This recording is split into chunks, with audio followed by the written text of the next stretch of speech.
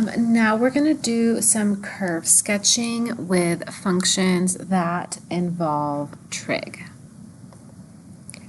So determine the intervals where the function is increasing and decreasing, concave up and concave down. Okay. So we're going to have to go through both derivatives.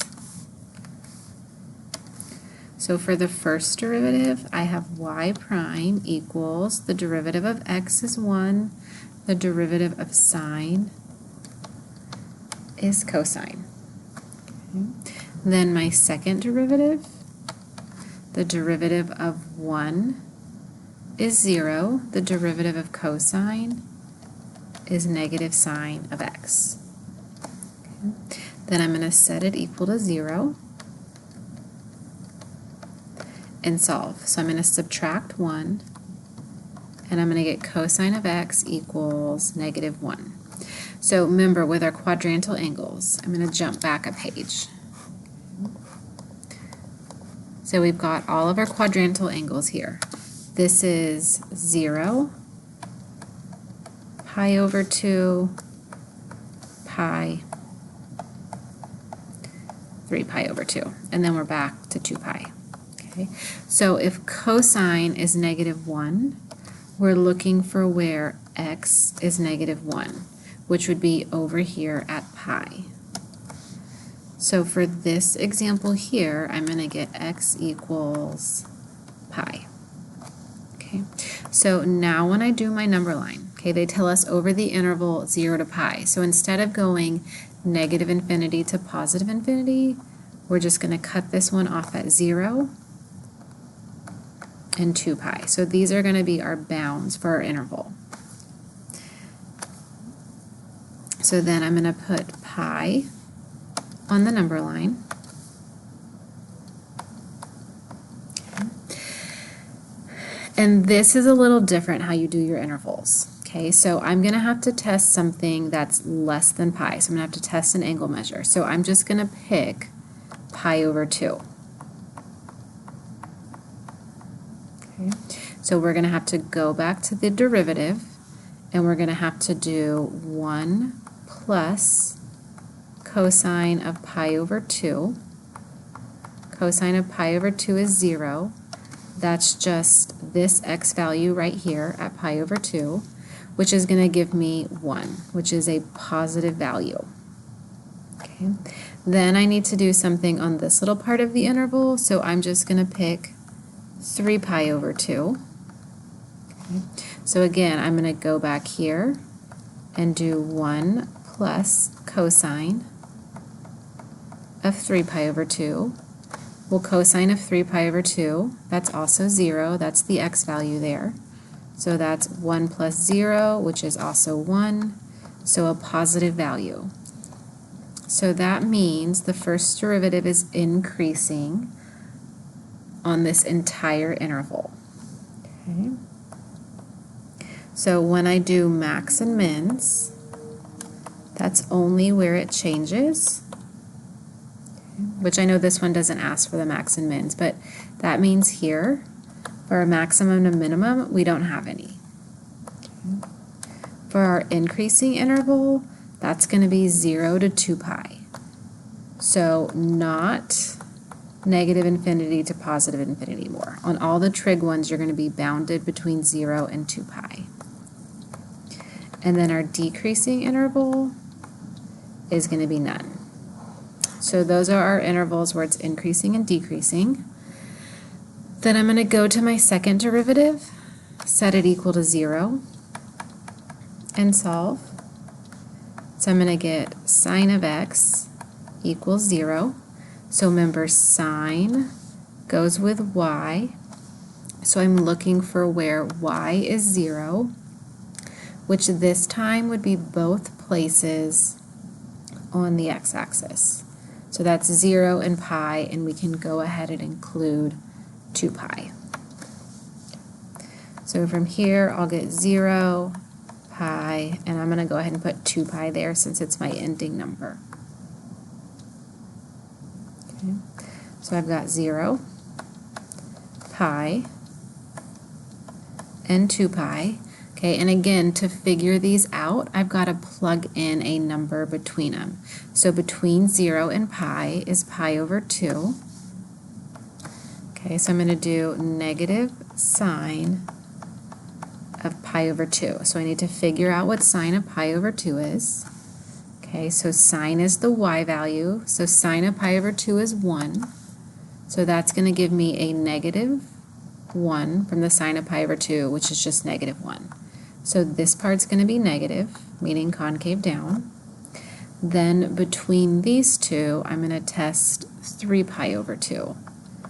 So if I do a negative sine of 3 pi over 2, okay, so sine of 3 pi over 2, that's negative 1. So that'll be a negative 1, which is positive 1. So it's going to make this interval positive, so concave up. Okay. So I know it doesn't ask for points of inflection, but since the concavity changes, that's going to make pi a point of inflection. Then my concave up interval is from pi over 2 to 2 pi.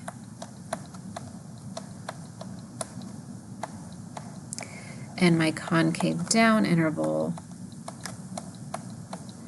is 0 to pi. Now let's go ahead and look at another example. So same thing, just find the intervals. So I'm going to do the first derivative. Derivative of 2x is 2. The derivative of cosine is negative sine. So that's going to switch to minus 2 sine of x. Then my second derivative, the derivative of 2 is 0. The derivative of sine is cosine. So that'll be negative 2 cosine of x. Set this equal to 0. So I'm going to move the 2 sine of x over. Then I'm going to divide by 2. So sine of x is going to be 1. Okay, so again, sine goes with y. So I'm looking for where y is 1, which would be this angle measure up here at the top. That's up 1, making my y value 1. So that's going to be pi over 2. So on my number line, I'll have a pi over 2. Okay. And again, remember, we're bounded between 0 and 2 pi. So I've got to plug something in less than pi over 2. So I'm just going to go ahead and use 0, which is fine, because as long as it's not a number you got here, you can plug in 0. Like on number 1, I got 0, pi, and 2 pi, so I couldn't plug those numbers in. But on this one, since pi over 2 was my answer, I can plug in 0, and you're going to go back here to the original part of the first derivative. So I'll do 2 minus 2 times sine of 0. Okay, so remember, this angle measure here is 0. Sine is the y value. So that'll be 2 minus 2 times 0. So 2 minus 0, which is just 2. So that part's going to be positive.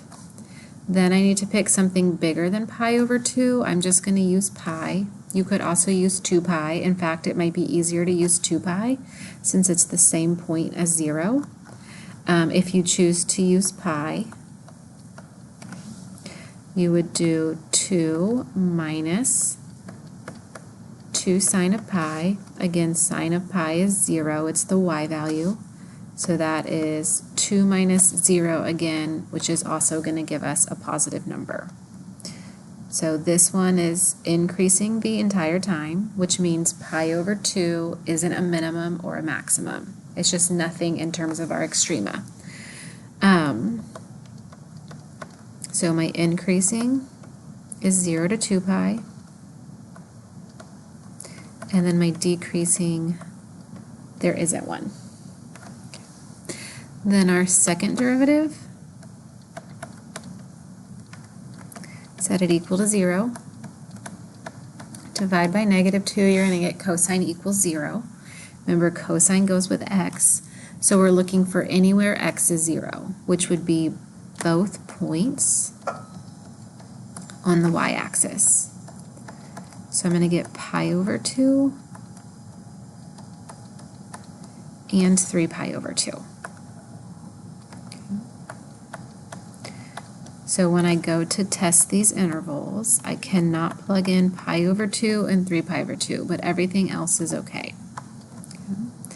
So I'm going to plug in a 0, okay, and again you're plugging it into that first step of the second derivative.